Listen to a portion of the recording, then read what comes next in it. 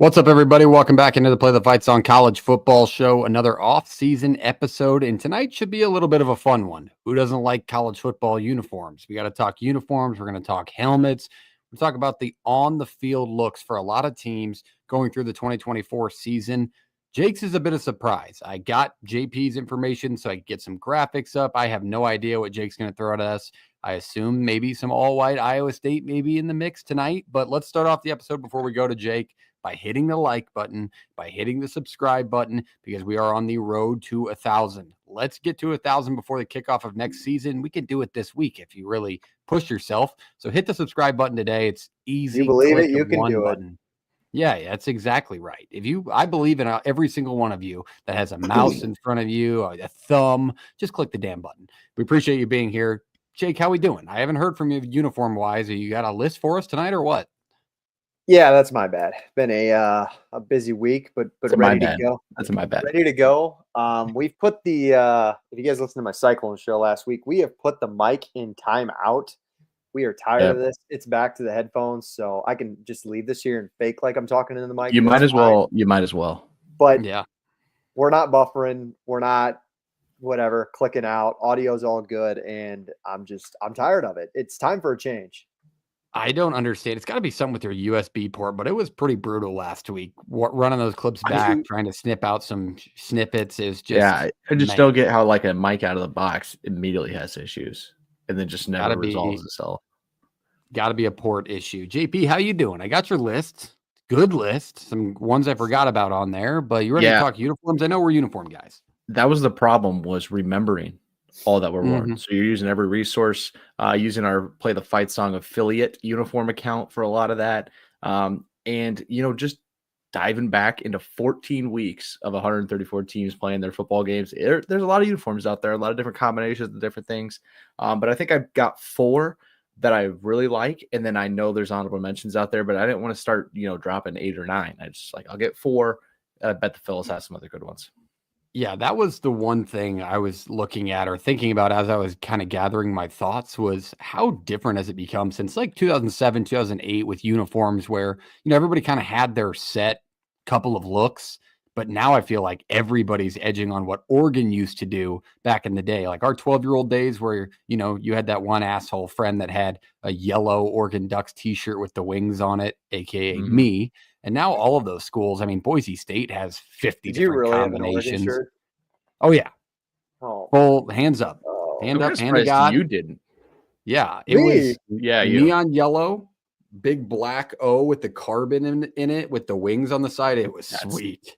I actually had I said that shirt. Do you remember those shirts they used to have that had like your fighting chant on it, like said Hottie Toddy or Iowa State like was the March Madness for S for you? I think it was just, I don't know. There's like a collegiate shirt. I had one that said Roll Tide. I thought Roll Tide was just great to say. I was the kid with North Carolina gear though, so I guess I don't really fall outside of this. I feel like I hopped on the Alabama bandwagon though. That was like 2008. Like it didn't fully start yet. It was. Yeah, you're right. They only won a national title that January in 2009. But I get what you're saying. It's to each their own. I do have one buddy out there that if he's listening, you know who you are, that gives me endless shit. We all 3 wear different college teams. Like I will wear a Loyola Chicago shirt. I will wear a Louisville shirt. I will wear a Hawaii shirt. I do not I'll tell care. You what, you I will not do it for my rivals. Yeah, exactly. So if you're out there and you're on you came from our uniform Twitter or a good affiliate and you are a uniform account and you're like, I'm just going to check out what these guys say. And you have shit you want us to wear, we will wear it. I am obsessed with all the college branding, so it doesn't be bought. Can be bought. Yes, we'll wear different hats. Yes, you can do that. You can purchase those hats on No Rivals. Shop NoRivals.com. Use the code PTFS at checkout for free shipping on all your premium collegiate headwear. First on-show look at your Nebraska vintage hat. Boy, oh boy, have I been waiting for this thing to get in my hands. So shout out No Rival. Shout out to the team over there. Let's use the code PTFS at checkout for free shipping on all your premium collegiate headwear. Get some gear during this offseason. Build the hype going into next season. Shout out No Rivals. Shop NoRivals.com today. Oh, GA. I love that. GA already on his with the code, I'm assuming. #1 listener overall, our boy GA. I love that. So shout out GA. Which one did you get, GA? I'm curious. Did you get the vintage? Did you get the espresso? There's some great collections out there. So definitely let us know. But shout out No Rivals nonetheless. With that, we have a ton to cover tonight. So let's go in and let's talk about some recent news in college football to lead us off. The opening discussion, though, we want to talk about the transfer portal. The top 4 teams from last year, the final 4, all of those teams had 9 or less transfers coming in the door for next season. Not Dabo numbers, but still probably less than you would think for some of the spots that they need to fill. What does this tell you guys? What do you think about it? JP, you go first. I think it tells us that this is still evolving, right? The idea of the portal and taking in guys in the spring window, and then the post-spring window, and what kind of how you handle that within a school is still evolving. It's so young within the life of college football and where it sits. And so this tells me, that maybe these specific programs feel really good where they are with the last 3 or 4 classes they've had. They feel really good with who's on campus currently. And I think it's more of a unique to the school thing than it is a bigger, broader talk of how many people are going to go into the portal each year, how many are each school going to take out of the portal. It's completely based on that. I think it's dependent on coach, the school, the exact situation a coach gets into, or is in year 3, 4, 10, whatever it might be. I think it's tough. It's just different to kind of look at it right now and really make a full claim on it. I think it's just to see it evolve and how people are starting to kind of approach it. And that's going to change once we get the house settlement stuff and all of this different. I just feel like it's forever evolving. Like we go through maybe a 2-year stint of heavy portal. Then we kind of went through a 2-year stint where the portal wasn't great last spring either. I had a couple of bigger names in it. This one wasn't a huge window for names. And it's maybe it's just a 2-year thing until we kind of get settled into this thing a little bit more. So I think it's dependent on the school and the situation and the coach more than anything at this point. It initially sparked a question for me when I read that. I was like, God, 9 or less. That doesn't seem like a lot. Granted, you maybe only have to fill 2 or 3 big spots. But then I started thinking, since the transfer portal became a thing, yes, it's used by almost every school besides Clemson. But are majority of transfers flops, or are they high impact guys that, we've seen pan out the way they wanted them to? Yes, Will Howard worked out at Ohio State. He had a million weapons around him. But we've seen some guys that have gone away from big schools, that have gone to other big schools or smaller schools and haven't really done what they thought they would do, I would say. And I just wonder, flop versus not. What have we seen more of in college football? So maybe that's the key, is they haven't seen what they wanted to from their first couple of transfer classes. And they're like, hey, let's stop doing this. Let's develop from within, because we have the coaching staff that we're paying $15 million. And let's do that way. I mean, because these transfers, it's each of them, and maybe they're not going to produce. Along with kind of what you're saying, though, maybe it's not flop or game changers, but maybe they're not willing to pay these kids that are going to be role players, right? What they're asking. And so it's kind of it's cheaper to keep kids home than it is to go continuously into the portal each year. So maybe it's a little bit of, it's a little bit of that. You're paying, and this is from, hometown team stuff. Ferentz talked about, and Barnes and all these guys that run, Iowa's program, we're talking about how much money is getting asked for by average role players on schools going into the portal, being this is what it's going to cost. And it's just outrageous for what the market is showing, and even what the talent, the player talent is. It's a little different, I think, right now. So maybe that's a good point. Maybe it's are you willing to pay for the top end guy that you're not really sure is going to be the top end guy, or is he just going to be, second or third defensive end off the side, and he's going to get, 4 or 5 sacks this year and not really make too much of an impact certain times. And it's real money too. I mean, these are donations that are coming in probably from the same few folks that are paying for these gigantic players, right? $400,000 or $500,000. You probably have the same few folks you keep going back to. Is it harder to go back to them when you all of a sudden brought in a quarterback that didn't win you an ACC title in Miami? Is it hard to go back and be like, hey, we need another 500. We got another one coming in. You got that for us? It definitely raises questions within a collective, and that's the way it's going to be going forward. What are your thoughts on this, Jake? I think you both made really good points. JP said it's evolving. I think that's a good word.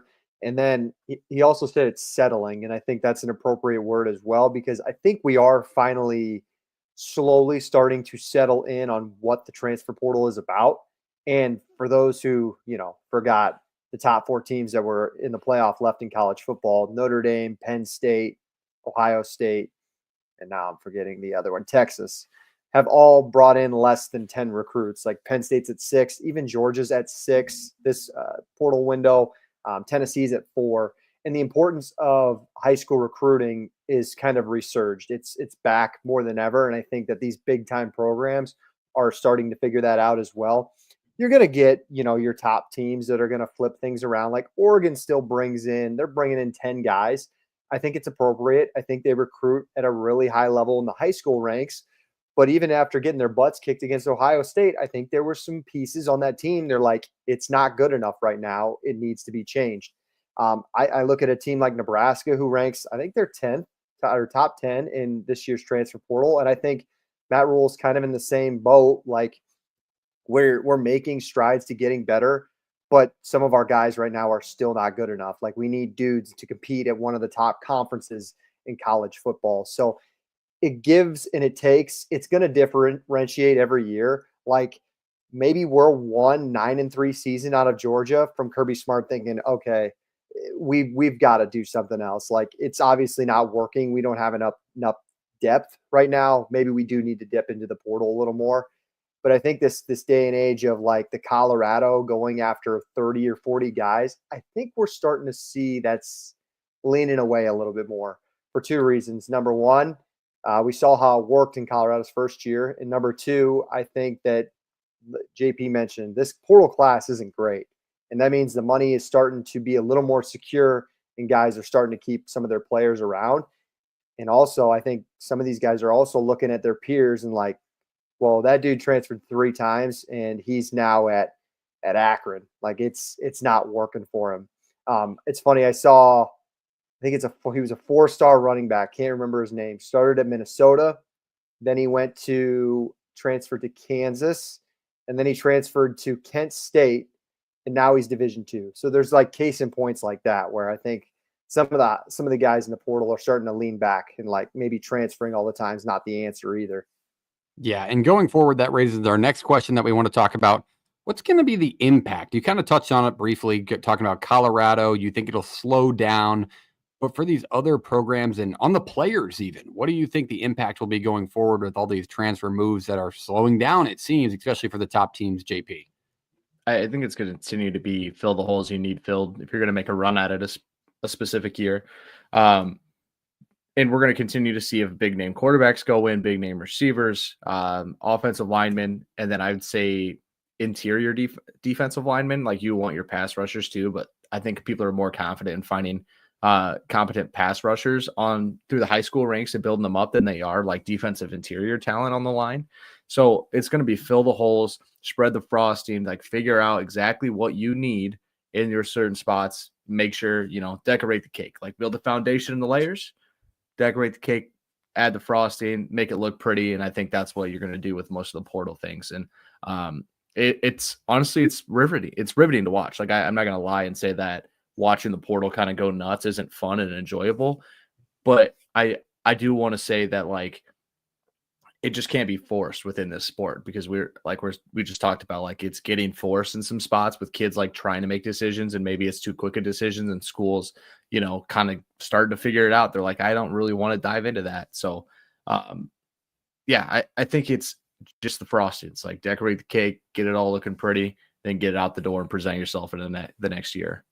Name another college football show where you're going to get a cake reference when talking about the transfer portal. That's why you come here. Honestly, people. I love that. Kind of proud of it. That came up that on the fly. I'm like, it works. Made sense it's a layered item. Yeah. It absolutely Perfect. works. All right, Jake, give us your thoughts on that. Oh, cake's got layers. JP said it well.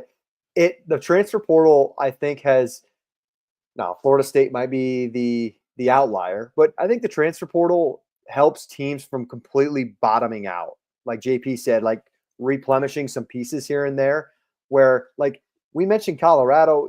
Yeah. 4-8 first year wasn't great. And it was kind of startling, but honestly, with the talent that team lacked when Dion first came in, that team probably just wins 1 or 2 games, and it's a real bottom out. Like I said, Florida State's an outlier, and maybe if you dive too deep into the portal, this is what's going to happen. You're going to be riding this roller coaster. But I think it's good for teams like a Nebraska. I mean, just like all of our teams, I think it really helps. It could help if you use it correctly from having a 3-9 season. Maybe you have to settle for it gives you a 5-7, a 6-6 season. Now, college football fans are greedier more than ever, and they want more. But that might just be the reality of it. Maybe it's just putting a Band-Aid on what could be something where you just have a big gash in your knee and you need 20 stitches instead. What came to mind for me was I was sitting thinking, like, the portal going forward, what did we see a lot of this year? And we said it's not a very good transfer class, but I think it's because of a lot of names made immediate moves. Like, what would make a good transfer class if they were still floating around? Just went with their coach. So I think the way coaches have been moving from school to school, like we saw our defending national championship defensive coordinator jump to an intra-conference team for the same position. Yeah, players are probably going to go over there. We saw it at Nebraska where their defensive coordinator or defensive line coach left. All of a sudden, there goes 7 or 8 guys. So they're just landing quicker. Like, it just seems like they're almost following coaches rather than maybe looking for a paycheck, and they're getting the paycheck along the way anyways. But I think it's going to lean more in terms of wherever these coaches go, because there's going to be movement consistently like there was this year from now on. I think that's where the big jumps will take. I don't think there's going to be a lot of names floating in the portal for 3-4 weeks at a time anymore. I just think it's going to be followed along. But that's where we'll lead the transfer portal. Let's talk NIL because we are already on the topic of money exchanging hands. Georgia, the state of Georgia has proposed an interesting thing. No income tax on NIL earnings for players, whether that comes from the collective or for actual NIL appearances. They have made it unclear, but reading up on it, it's obviously an edge to get a recruiting boost for, hey, I'm looking at going to Kentucky. I'm looking to go to Georgia. I'm looking to go at Ohio State. But when I make $150,000 at Georgia, I'm not going to get taxed on it. Boy, oh boy, that would probably sell me as an adult, anybody who's a tax-paying citizen. But getting that through an 18-year-old's head or a 19-year-old's head coming in college, it's going to be tough, but I hope they understand how big of a deal this is. This would be a big play. What do you think about that, Jake? Yeah, I think it's huge, and it's just another uplift. I think just what Georgia needed. Yeah, exactly. I think I might be mixing this story up, but wasn't it last year where I think the state of Missouri, like some of the taxes go to the collective or something like that? I could be making that up, but like I think they passed a law last year where like taxes go to the revenue share, or just because Missouri is the only FBS school in the state. So like I don't know. That's sometimes these teams can get just some leverage here and there for being the only team in the state. I think Nebraska could benefit towards that.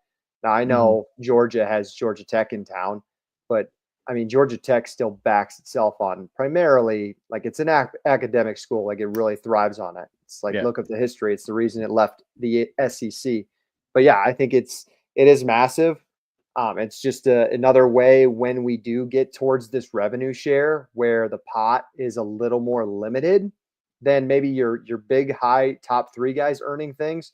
You know, when the 30th best player on your team can make an extra, I don't know, 10 to 15 grand at Georgia because he doesn't have to pay state income tax, whereas Ohio State, you might start to just get a couple more guys because of it. But who knows where it helps. It surely doesn't hurt. I'll say that. Yeah, they're not the only ones that are kind of doing this right now. Florida, if I'm not mistaken, Texas and Tennessee, I think, are other states that don't tax it. I'm kind of going off.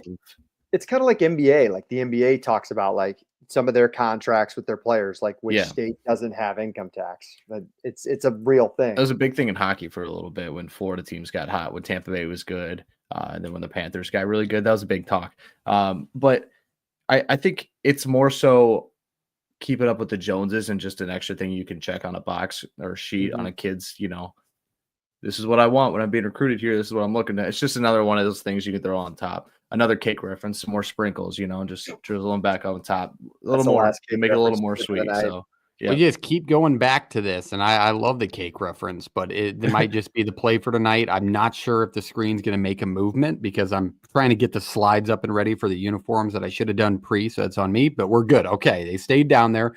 Let's move down the line. Brief talk on that. I'm sure as more comes out, we'll be able to break that down further along the offseason. Let's go back to Ohio State. Our defending national champion has a ton of coaching news coming around. Let's start with Ryan Day. Ryan Day extended at Ohio State after his national championship season. Coordinators are moving around. They hired Matt Patricia today as defensive coordinator at Ohio State. Is that official? And then it's like 99% there. I believe it's as official can get without Ohio State tweeting it themselves. And then Brian Hartline moved to offensive coordinator. So will we see Ryan Day with his hands on the play calling sheet? I don't know. But what do you think about the moves he's made, both offensive coordinator movement wise and the hiring of Matt Patricia, the former New England Patriots defensive coordinator, Jake? Well, I think they also, in hiring or promoting Hartline, they also named, I want to say it's the running backs coach is like a co-offensive coordinator. So now you have Hartline, you have the running backs coach, like kind of dabbling within the offense. So it makes me think that Ryan Day is still saying, hey, my hands are off for the most part. Now we'll see when it gets to the nitty gritty and you're getting into the heart of the season where you want your veteran head coach taking it on hands. If it's not going so well, we'll see when that kind of happens. The Patricia thing's interesting. I mean, you at least get a guy with NFL experience. I think that's kind of a step up than your offensive coordinator situation right now. The offensive coordinator situations, it's just fascinating to me because you had, I don't know who's better than Chip Kelly last year. I really don't. And I know he was just like, Day's like, you're not recruiting, you don't have to do any of that. Just call plays for me. And it's as good as it gets. And we saw that when the 12-team playoff came around. He was really, really good. Again, do you trust your young guys who have no experience? Well, we'll have to wait and see in year one. I thought his contract too is just fascinating. 7 years, $12.5 million on his salary is just, that's incredible. So he goes from being fired 3 months ago to getting a 7-year contract. It's just college football in a nutshell. His buyout, I noted this, I put this in the notes because I just thought it was interesting. $6 million buyout after 2020 or until 2026. Listen, will I think he gets fired in the next 2 or 3 years? Absolutely not. But if they go 10-2 next year, or if they ever miss the playoff, it's going to get brought up. If they win less than 10 games, it's going to be the hot topic. Like, they're going to want that as a fan base. Not that it should happen, but they're going to want it. I wrote down on my end, like, does this buyout even matter? Like, they'll pay whatever. Like, if they get mad enough, they'll pay whatever. And so, like, Ohio State, the like, Texas A&M model. They'll raise they'll raise the funds. It ain't gonna matter. So I wrote that in there. I think it's well earned. Like, honestly, like the guy earned the money. He earned to be paid as one of the highest paid coaches. I think he's below Kirby. But like, what if you're Ohio State? Like, it's just, I don't know. It feels like all this around Ohio State's all happened at once. Extension, OC hire, DC hire. It's like, are they trying to like mix one and the other? Like, the other ones, some are going to get talked about a little bit more than the others. Like, which one are they trying to cover up a little bit? Why? Like, everything's all in the same unison. So it is, they're in the news. Like, they are college football news right now. Yeah, they definitely are with all the movement going around. I thought one thing that Jake said that was pretty interesting is, nobody is better than Chip Kelly. There's an argument to be had that nobody is better than Jim Knowles. So as big as a replacement to that team, so I think Matt Patricia coming in is as big as news as anything, because that defense, not just last year, but the last 4 or 5 years, has kept them in ball games and won them games that they probably wouldn't have without him. So it'll be interesting to see how much different that defense looks. Obviously, they have some names still floating around that were on the staff defensively, but still, if the scheme changes, things can go up in the air, and this is a fan base that will get pissed quick, as we've already mentioned. State, they play Penn State next year, correct? Yes. I don't know if I know that off the top of my head. Because, like, I'm just thinking, like, the young coordinators versus Jim Knowles is they get Texas. It's must see TV. Yeah, I know they get Texas, but I want to see those young coordinators or Ryan Day versus Jim Knowles, because they didn't leave with, like, I don't know. I'm sure they left on civil terms, but I don't think it was like hugs and kisses on the way out the door. Yeah, probably not hugs and kisses, but yes, Penn State heads to Columbus next year on November 1st. So we will see that matchup in Columbus. That will be must-see TV, probably big noon kickoff, shout out 11 a.m. That's my guess. But all right, let's move it down the line. Let's go to our last piece of recent news before we get to the point of tonight's episode. And let's talk a little bit about the GM of college football. It's a conversation that's popped up during every offseason conversation on every media outlet there is, but it's for fair points. I think, I don't know who put this in the notes. I believe it was Jake. Jake, did you put this one in, or is it JP? JP? All right, JP, tell us why we're talking about, have this conversation, and then we'll go into the question. Yeah, Texas Tech decided that they were going to pay a little bit of money to keep their GM around. I'm going to James Blanchard. I just want to make sure I get that name right. After some, outside schools were looking and hiring a guy like that, and you can kind of look at what Texas Tech's done in the last couple of years in the portal, especially this year, and in just high school recruiting, if we're being completely honest, and what they've done to get kids to Lubbock, to keep kids in Lubbock for the most part. It's a lot of the credits going to this kid, and he's been great. They really like him at that school. Players seem to love him. And I wrote down, like, it's such a player-facing role. Like, it feels very like you're in between the player and the coach almost. Like that relationship to the GM in some ways, I feel like is just as important as your relationship to whoever the head coach is, or your offensive coordinator, or your position coach in some ways, because they are the ones you're kind of talking to come to the school. I'm sure they're the ones you're talking to if you're, renegotiating an NIL deal or whatever, what have you. I just think that more schools are doing it, right? Like Iowa has one, Texas Tech has one, a lot. They massive. Everybody's got one, it feels like. And so my question kind of became is like, what does this role become? How does it evolve? Like, does it start to move towards like more of an NFL model where the GM's kind of like, he basically works for the owner. He doesn't work as much for the coach. He's above the coach. In college football world, the coach is the one hired and appointing the GM. That's why I say it's a little more player facing. So how does this evolve with the new sport and with these hires and just getting plucked? It's just like any other coach would. People are going to try to pluck these ones off of other programs. So to you guys, like, how does this evolve and where it is right now? And like, let's just say 10 years down the road, what does the GM of a college football team look like? Jake?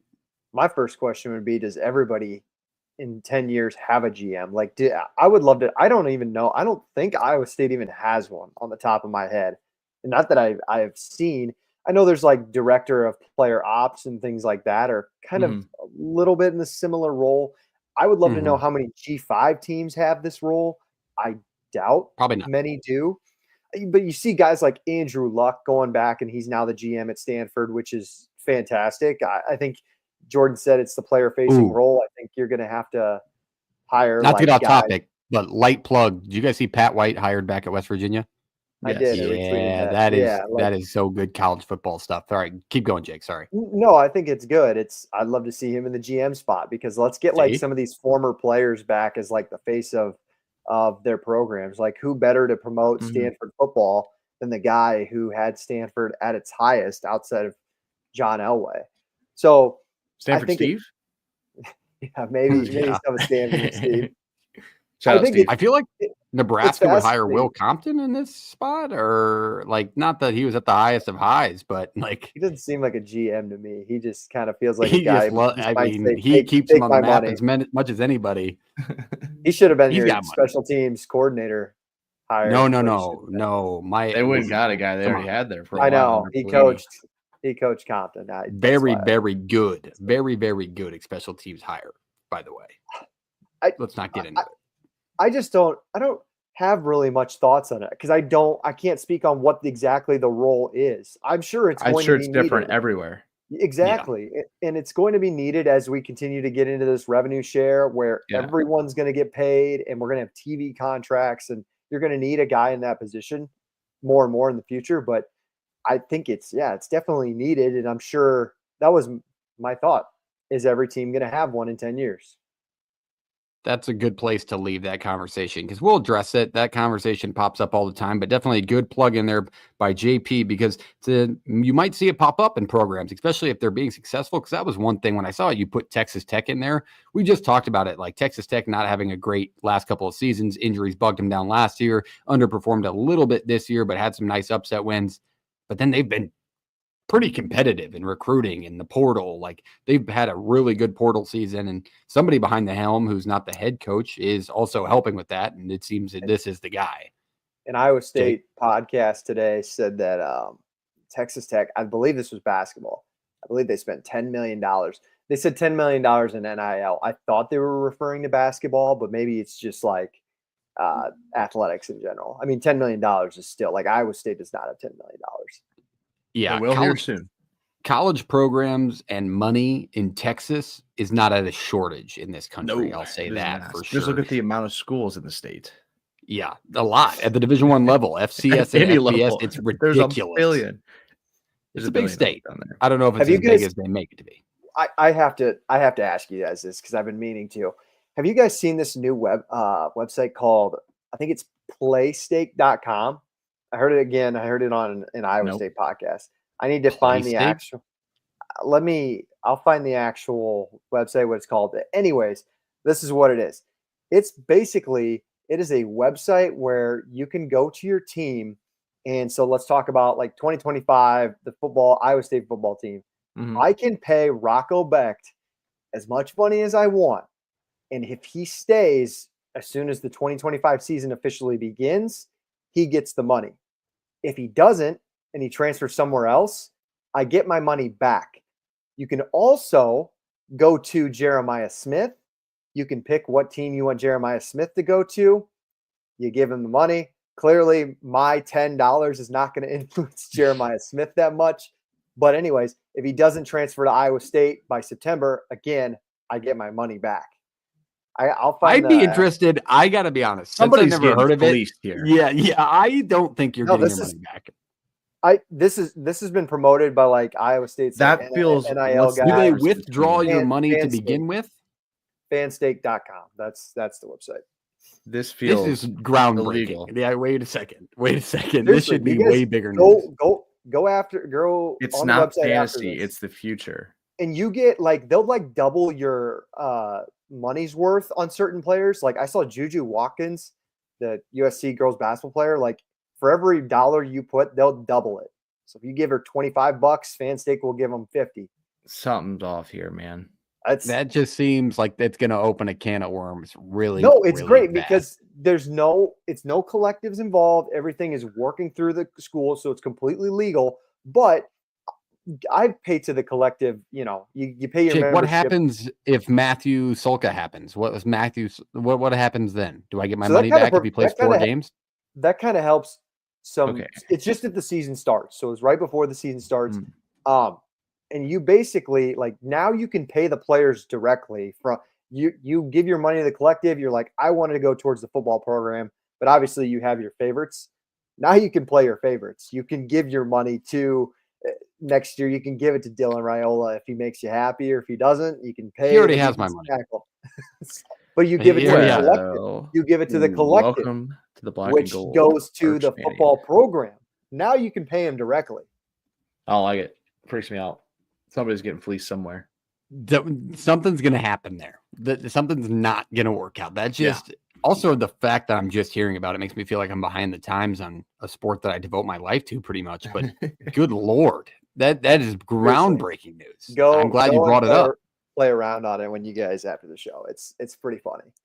I just wonder how much impact it'll have with the players. Like, look at, if I go to Kent State, I'm going to make $550,000 if I'm Jeremiah Smith. Like somebody, you could just get him off your arrival.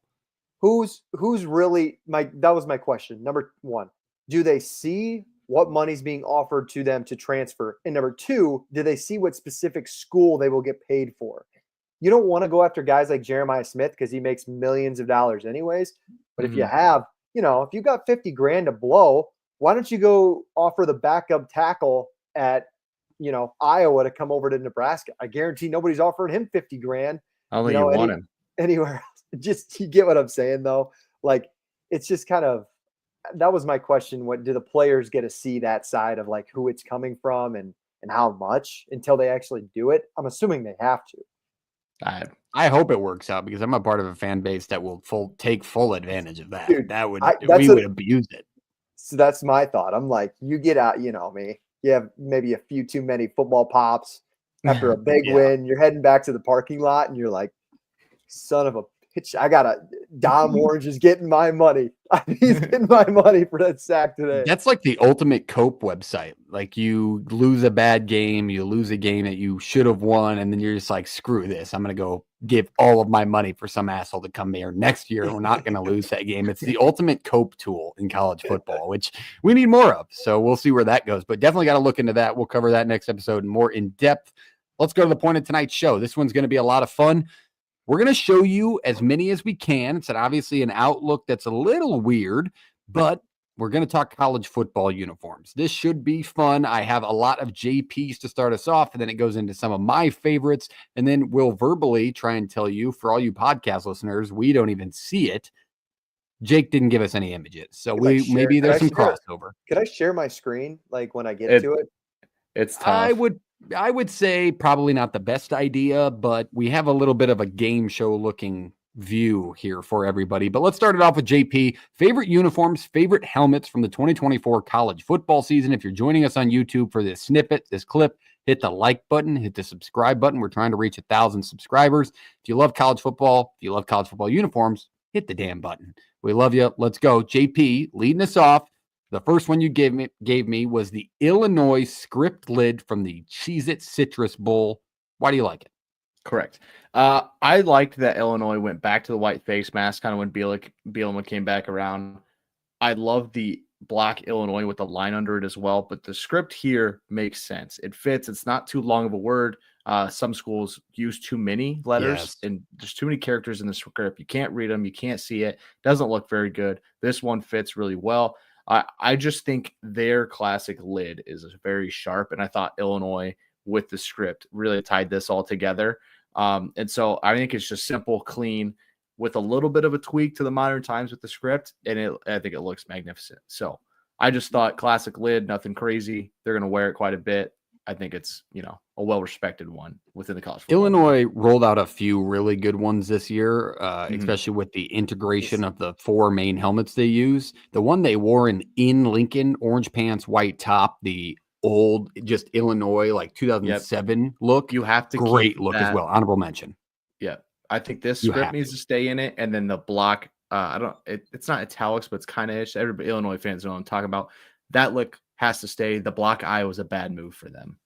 Yeah, the Indiana and Illinois shared helmet with different colors. Absolutely terrible. All right, Jake, give us one of yours. Or let's just stay on the theme, because I think when we went back and looked at these, it's like script is back. Apparently script is just back. A thing for There's everybody. A lot of script. I'm going to go the ECU scripted Pirates, the chrome purples. Like, I know we don't have to show this on the YouTube right now, but go look it up when you have the chance. Like, the chrome purple for ECU was fantastic. Just the helmet in general, but then they paired it. I think they did like a chrome purple, yellow pants, white top. One of those games, and I thought that was just fantastic. ECU has very underrated apparel.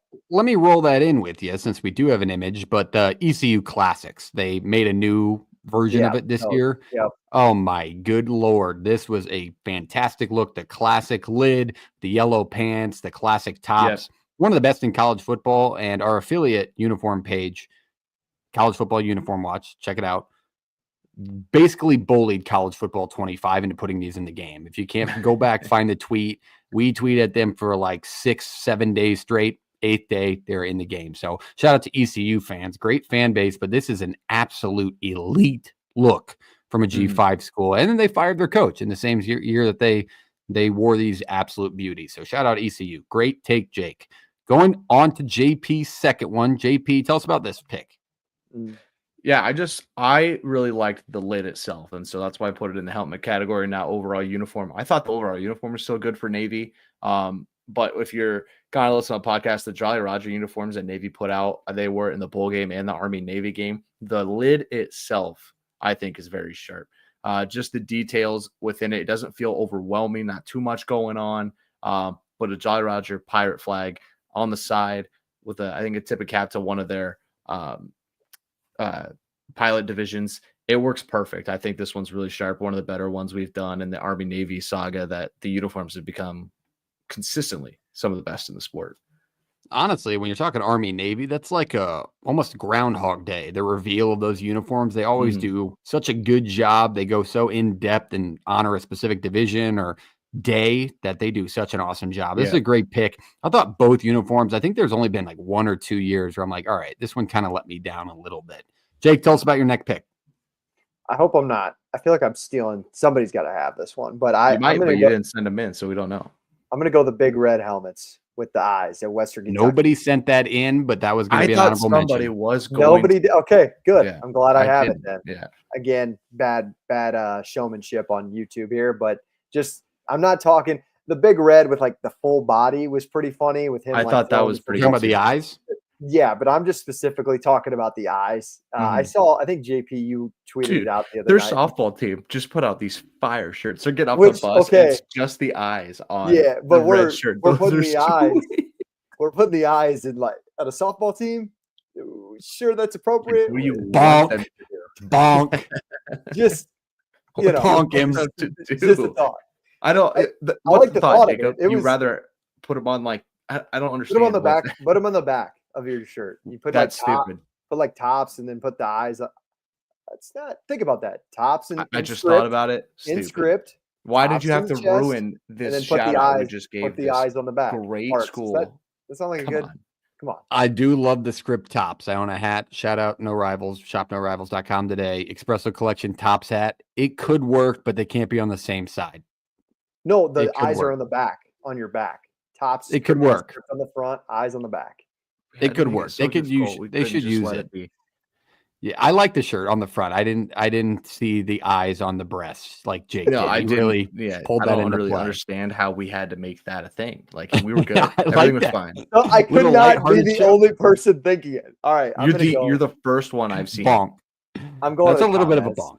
All right, let's Just go. go to Did anybody else? Yeah, if you're in the comments, let us know if you saw the big red Western Kentucky softball shirts and immediately thought that about boobs. If you thought about boobs when you saw that, let us know because College Jake football bonk show. on you. College football show. College football show. We're going back to it. Let me jump to the Sun Belt. We all love these, but ULM rolling out in the blacks this year. This was an awesome look. Mhm. They ran them like 4 or 5 weeks in a row because they were winning football games.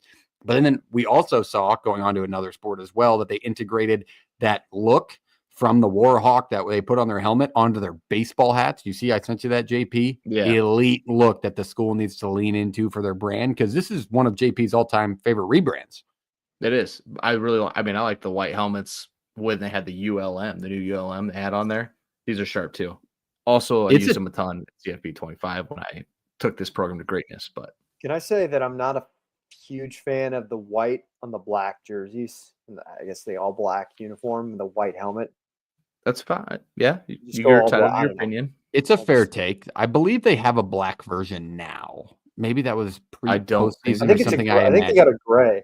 They have a gray, don't they? Or they had a gray in the I past. don't know. Let us know, ULM fans. ULM mentioned Guy. I know you're in there somewhere, but ULM, great look for them last year. Let's go on to JP's next one.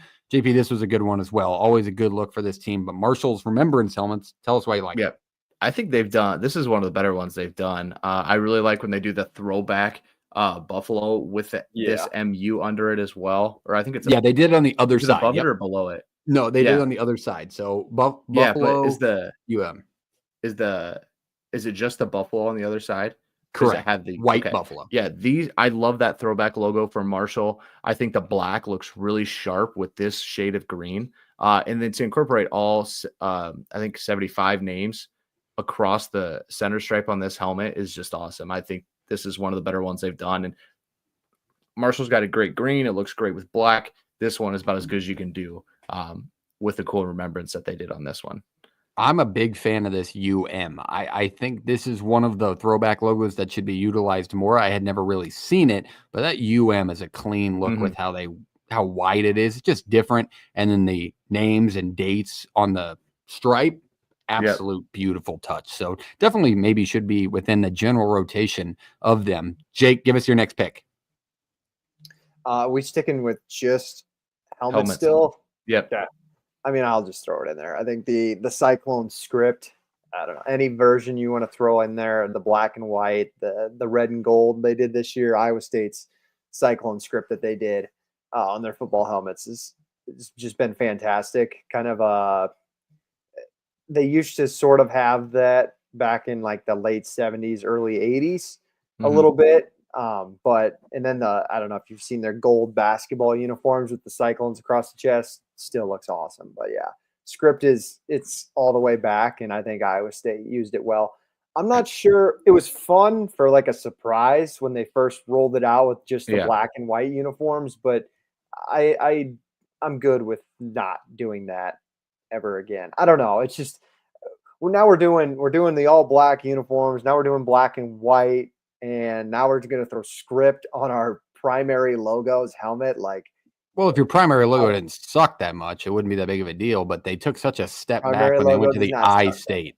It does. doesn't. From what they Not- had, they took massive steps what back. they- from Bring what they back the had- spinning chicken. I could do a whole podcast on the logo change, and I am perfectly fine with what Iowa State has right now. I'd like Iowa to bring back their scripts they wore. In the Are you 80s. saying that because they sucked when they had the spinning chicken and versus now? No, I'm just saying I think Iowa State we'd never had an iconic logo or a brand. Well, you And missed. We're finally sticking to something that You is now? recognizable. You It's said a rec- iconic. It's a recognizable because people go, recognizable. holy Sorry, shit. not that's- iconic. Police says it. You can't Not tell me iconic. that nobody saw Cy NATO and they would have been like, that's Iowa State. Yeah, and it also said ISU. Yeah. I've seen a lot of Cardinal logos that kind of look similar, and I don't Well, it's know. one I don't think bird. they're That's that They similar went- at all. they went from, like- it was a tornado bird. The spinning chicken was what, from 98 to 2007? Oh, 9? No, they No, I changed think it was later 08. than that. It was 2007. I can promise you. No, you're right, But- because 2009 we beat you guys in overtime in Ames. You guys were wearing the I-State logo. You're correct. Keep going though. When they- See, when that they was rolled that out with 2010, but good job, Gray. Parks, because we beat you in 09. Anywho, Oh yeah, the Oh. 19 fumble game. Shout out Niles Paul. we're getting off the rails here. No, they changed it. They did walking side. They did just the tornado in the early 80s. They did the spinning chicken. Like, Tornado just with the the- Iowa State across looks good. Like- our counterparts across the state have had just the Tiger Hawk. Nebraska's had the N. Like, that Kansas State's had the Power Cat. We've never had a logo that has just stood, 60 years of time. And I Cy think NATO with would this- have. Mm-hmm. I- Sinado would have. I don't think know. you'd lose this argument. I think you think the rest of the fan base, or at least Iowa State, would want to bring it 100%. back. No, they bitch all the time how they want it back. I have apparel with it. I like it. It's fun to wear. It's a cool throwback. I think Iowa State finally has a logo that's recognizable, I should say. And I don't think they should change it again. 'cause Jesus, you wrote half your name on the fucking logo. Hope you recognize it. Yeah, it's literally a gigantic I-State. You could probably narrow it down pretty Three quick. letters, brother. You better figure it out. All right, let's go to my next pick, staying on the helmets. I do want to stay on the green a little bit with looking at Marshall, but let's go to the helmets first. Shout out to, I don't know if you guys know about this one, Towson. Towson did saw a this Western Kentucky style version this year with their cartoon tiger. It was awesome. They did a runner, a kicker, a pat. They did it all, and it looked great.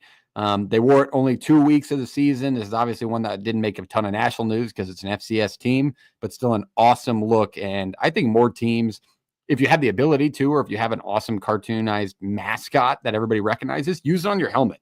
I mean, have a little fun with it. That's the best part about college football outside of those tradition-based lids like Michigan, which you could get into, but nobody will have them on this list for good reason. But shout out Towson. This was one of my favorite ones I saw all year, and it's a beautiful look. JP, back to you for your next one. Let's see who we got on the deck. And it is Yes. Fresno Okay. This was I showed unique for both. Fresno State. Yep. This was very unique. I like these a lot. The white is simple. The script bulldogs like they've always had, usually on a red lid. And then the incorporation of the feathers here looks awesome. I didn't do my due diligence in the research behind the feathers and kind of what they meant. But I'm telling you that this lid was underappreciated this year, and I think deserves some more recognition. So I figured let's throw it up here. What a letdown team that team was, but good brand nonetheless. Great call. I don't know what the feathers mean either. I showed both versions. I think they wore the Star Spangled Banner ones last year is what they called them. Okay, And I then got this it. year they just did the primary white against Hawaii with the feathers on it. Very clean look. What did you find in the meaning of those feathers? Fresno State decided that they were going to honor Native American Heritage Month with these. So they had people within the valley there that Fresno State's in. If you didn't know, Fresno State's V on the back of their helmet stands for the valley. They had a Native American artist design these and kind of put the logo up. So that's kind of the history behind it and what they did. And it looks awesome. It does look awesome. Honestly, maybe you should stay. If you want to honor the valley, no one would hate the look of the feathers long term. I think it looks awesome. But the Bulldog is also a great look. Shout out to that brand because it's pretty beautiful. Jake, your next pick.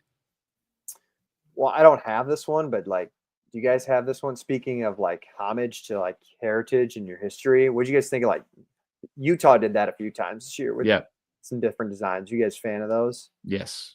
I liked Oh Utah. God, yeah. Yeah, I was a big fan of that. Speaking of history, I'm gonna go. Everyone does blackout uniforms, but the Coal Rush West Virginia ones were It's fantastic. tough. Yeah. It was fantastic. And as someone who went to that game where they broke those out, and somebody does have it. I had them in JP full did. uniforms. I had them in full uniforms, but Yeah, you can use it. You're good.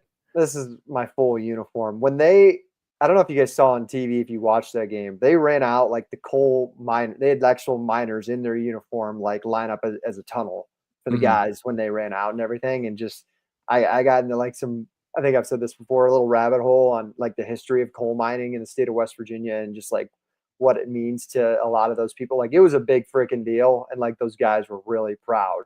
Shout out like, CWG. He'll tell you about it tomorrow at the concert. Yep. Charles Wesley Godwin, his dad was a coal miner, wrote a song about it. Just super, super cool. And to like see dudes like be really, really prideful in a football game for their blue collar job was actually just awesome. Yeah, that's pretty badass. It's definitely a good look. Too bad they were terrible this year. And I believe Iowa State clobbered them. Then Iowa State spanked them. Yeah, so a little plus side for Jake to recall those uniforms in a good way. But JP also had those on his list. For my next pick, you guys knew it was coming, right? Everybody sees this helmet on this side of me. I mean, they got to make it somewhere. I'm obsessed with the green. It's a very close green to a Kelly green, but it's a mean green. So this combo, full uniform from North Texas, where they mean green it out. The script lid was brand new for them this year. They alternated face masks week to week with this look where they did black when they'd wear it all green, but when they'd go white, they'd make the white face mask. Just an ultimate branding move, a great brand in general, but an underappreciated uniform school because they have a lot of different combos. They dropped 4 or 5 helmets throughout the season, but this was probably my favorite look throughout the entire season was the all mean green. And they probably scored 100,000 points and gave up 999. So that's just where they're at as a program. But shout out to North Texas, one of my favorite looks out there in active college football. Going to JP's next pick. Who is it? Great pick here. These ones. Oh, my God. Yes, UTEP's throwback with the miner on the side of the helmet. They are incorporating that baby blue that they had for a long time, and it is sharp. Full uniform. I was like, this has to go full uniform. It can't just be the helmet because I just think the colors work so darn well on it. And so I don't know. There's not a ton to say on this. Like simple. It's a beautiful sharp, look. Clean, unique. I think I'll throw that in there. This is a unique logo, a unique mascot, and they do the miner better than anybody. UTEP's alternate uniforms are also usually just awesome. They're general throwbacks with the Texas Western across them. Great look as well. The only one I've ever seen a miss on is the Digi camo that they released recently. Awful look. Throw them away. Those are JV practice jerseys. Never show them again. But then they also have I might butcher it, but I think it was El Chucho helmets this year that they rolled out. That area. Yes. Badass. Scotty Walden, one of my favorite coaches in the G5. I do think he'll be successful there, but he dives really deep into the heritage of that area. And so like he recruits in like cars with lifts and he just does a lot for the honorage of that heritage. And it's just awesome. So I do think that we'll see more cool stuff from UTEP's branding. Is a word. Sorry? You might be looking for. I think culture is the word you might be looking for. You can do culture in El Paso. but it's more than just culture. It's like honoring. He did something from the past that it's like not a car in existence anymore. You got to look it up. I got to find a video of Scotty Walden on his recruiting trips. It might be the funniest video out there, but I do love UTEP, and this is a great pick. Jake, your next one. Yeah, I think this might be my last one. Okay. Did USC wear these against Nebraska Parks? The classics. Uniform? Yes, they did. It might not seem crazy, but to me, I just love when we do throwback uniforms back from pick. the 80s and 90s. I was a big fan of USC. It was pretty simple. USC already kind of has just like a classical uniform in general. They don't really change their tops or the logo on their helmets or anything like that. But yeah, I think they had the gray face mask just like they did back in the day, and then they had the stripes on the shoulder. They have a gray face mask today. Yeah. So I was I'm gonna go worst pick of the uniforms right there, and this is why JP gets my uniform text and not you. Come on, Jake. That it was one line different. It was the same look. It's just not. That wasn't it. But I can see it. There's somebody. It's cup of tea out there, and it's Jake's cup of tea. What'd you think about the USC classics, JP? Those were on the uniform page. I like them. It's just it's not too far off from what they're wearing now. Like they're all sharp. But sometimes like I think we go over the top with some of these uniforms, and it's like sometimes a little uniform change. Some schools don't even wear their school colors. I've seen uniforms that are. I don't know. I think some schools regressed this year. Like when Nike put out that same blueprint for everybody, it's just like the stripes. It was the year of the stripes, man. Yeah, absolutely. It was the year. We're gonna have to. All right, JP. Going to your next pick. This is a Nike school, but it's one that everybody kind of loves to look at. I am an advocate for LSU wearing more than just white at home. But when you go all white with it, it looks sharp. It's clean. The purple looks nice. It pops. The gold, it's clean. It's simple. It's iconic, I think, in a lot of ways. And I think they should wear their purple jerseys more. I think they should wear them home. Too. I don't know why we don't. Like the Cowboys drive me nuts doing that too. LSU looks better in their white than the Cowboys do, but the white at home thing and like the superstition behind it, I get it. I understand it, but your purple, so good. Why not use the damn thing? The all white are my favorite combo. Yes, I saw they also went white, gold, white. Yeah, I like the all white a little bit more. I just think this is a very, very, very good look. And Nike takes care of LSU, man. They have such a good brand. Purple and yellow are just that colors that just work together. That's the best way to put it.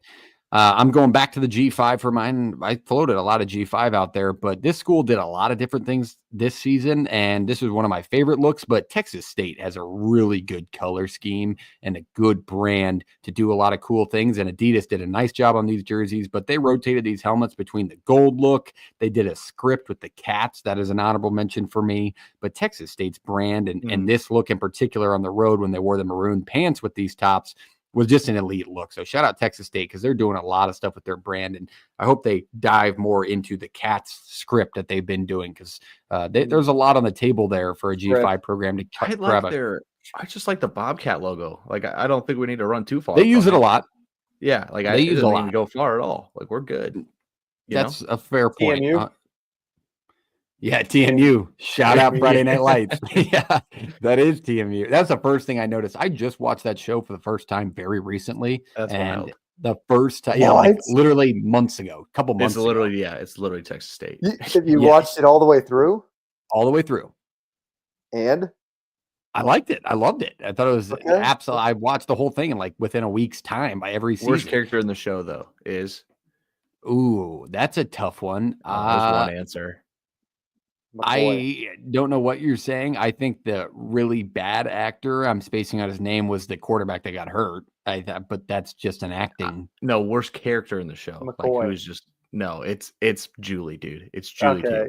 She was second on my list. All right, no Friday Night Lights. We can go a whole show on that too. I got a lot of Julie does suck. Good call. All right, character. Let's go down to the next one. Let's go to JP's next pick. I can't even remember who it is. I'm just going to try and find the right spot within this slide. Well, I think there's only one left after. Yeah, there you go.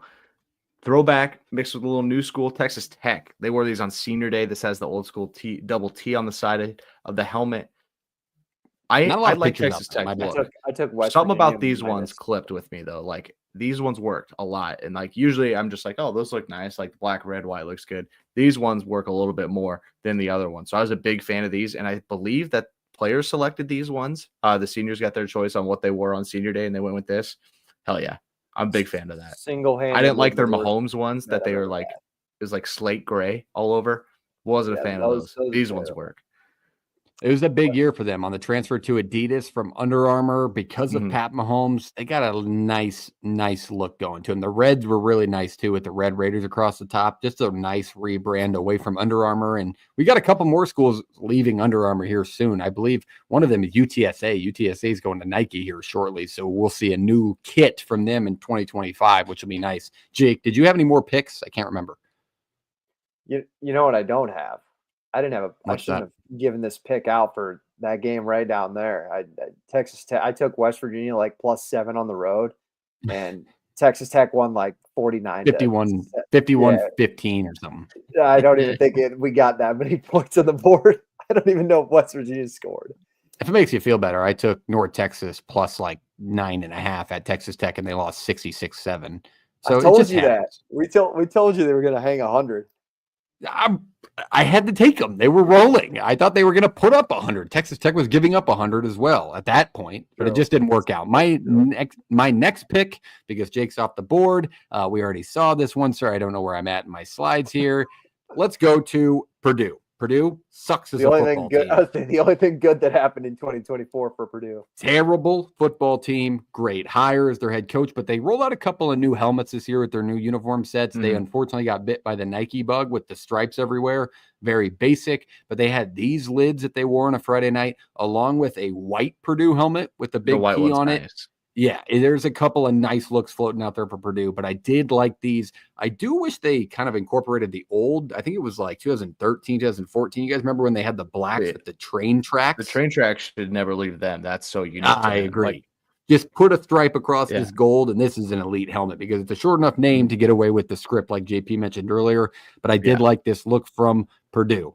My last one, I believe I have one more. I could be wrong. The only one with any left.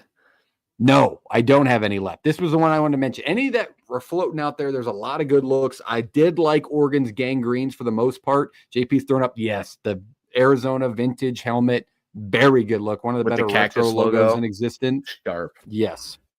Absolute great pick. Any other, there's so many that we see in college football. Yes, the problem is we're going to miss some. And so I'm wanting some feedback from the community here on their favorite uniforms from the year, because I know we're going to miss some. This was our best video last year, right? That did like the best numbers. Yeah, did like 20,000 views. Breakdown. Yeah, we did a break. Didn't we do a breakdown of that's pretty good. I hope that's not on some woman's chest. I wouldn't be able to pay attention. Okay, I will come back on my statement. I looked them up. They at least have the eyebrows and they're like closer together. Don't do that. Come on. It doesn't look that bad. It doesn't look that bad. Come on, man. Just bonk. First glance. I can see what you're saying. They could have gone really badly, really quickly. But there was a lot of looks out there. The gangrene, all the looks from Oregon, the cancer orange uniforms that they did from the kids making the designs. Awesome. Big Red just keeps making different appearances from Jake's iPhone. He just keeps shoving them in our face. Western Kentucky rolled out a few good ones this year. Whenever they use the script tops, they can kind of do a lot of stuff within it, whether it be the American flag. They did it like a carbon look in the tops helmet this year. But the real Jaguar, the real Jaguar logo. And they also have one, JP, while you're on there. They probably have the cartoon one. That one's a little crazy, but I love it just a bit. If you can throw that up there. That one with the actual Jaguar, it's a white helmet with like dark navy speckles. Like not like it's got the SA on the other side. Yeah, I know. It's very subtle, like almost like eggshell that you would call it. And it's sweet. Coming on the top of my head, like what did you guys think of? Do you guys remember Colorado's blacks they wore out against North Dakota State? Yeah, that was their primaries. They moved their entire uniform set moved to the mountains. Is that what those are? They're geometric mountains. It's awful. I was gonna say, I like the idea of it, but those uniforms great look. Very similar to Louisville's running Cardinal. Very good look. The flag looks sweet. It's very shout hard to out. mess up a college football helmet if you put your cartoon mascot on it. It's very hard to mess it up. Yeah, always shout out to Boston College and the red bandanas they do every year, where the bandanas within the they end numbers and then the stripe. Sweet, those were awesome. Yeah, it's always a good look. The year over year alternates that teams wear are usually pretty good because they keep making reappearances. But any others that you're trying to think of, I keep trying to talk out loud because we're on a show No, where it requires talking. What about? Were you guys fans of the Ohio State Reds? They wore all reds. All red? First playoff game. I like the dark grays more, but I like the reds. Yeah, I'm a bigger fan of the dark. They wore the dark grays against Iowa, right? Tennessee too. I think they were. No, they wore the all reds against Tennessee. That's why. Yes, they wore the grays against Iowa. Yeah, I like the grays. I think they're the gray nice. is sweet. The red. I think no. You're staying on like the all colors in that part of the country. Michigan goes all navy. That looks nice. I like that too. Yeah. Yep. Mm-hmm. I will say, the more I'm thinking about it, I do the G5. Just they get so experimental with their uniforms sometimes that they just pan out better than the power names. But like nobody mentioned, the Vice U uniforms were good this year. They had a nice look. They were a little bit toned down, kind of like Purdue. Just like they needed something to go right for their football program. Yeah, Purdue was a bad football team, but good looking nonetheless. It's a definitely a weird brand that nobody talks about, but definitely a good one. There was a few others that came to mind, and they're all in the G5. But I'm blanking on them right now. There's so many. So let us know in the comments what we missed, who we should have talked about. We mentioned Oregon. We mentioned all the common ones. The Smoky Grays this year for Tennessee. Very good. They're on the it's on the cover of this episode, so obviously we have to mention it. And then the Illinois throwbacks, we didn't talk about those, but the leather helmets also on the cover of this show. What did you guys think of those? Do you like that? Or is it a little too much? I like them, but I wouldn't like bring them back every year. I did hear through the grapevine that those leather helmets, you didn't remember the look of them? No, I was saying like the Iowa State, like when Iowa State did the brown pants that made them look like they were naked. Yeah. Fun touches between both schools. Just like you're probably good never wearing them again. I did hear through the grapevine that this Illinois helmet was, in fact, they were all hand painted in Omaha, Nebraska, which kind of irked me because we never do anything really cool with our helmets, especially when we get our one alternate a year, which we didn't get this year. But I was a little mad. We can get into the detail. If they've got quality to do that, then come on, make it happen, people. But that was an awesome look. What if on Nebraska Nebraska's more, they'd like to stay away from changing their uniforms. They're more of a classic. No. We have alternate talk all the time. What if you get what if teams started getting really creative with you got to move my mic here, like on the neckline and on the hip of the pants, like cool signature things that just represents the school. Like you mean like Oklahoma State did with the bandana look, and then Florida State does Florida with State. the FS. Yeah. Great call, Jordan.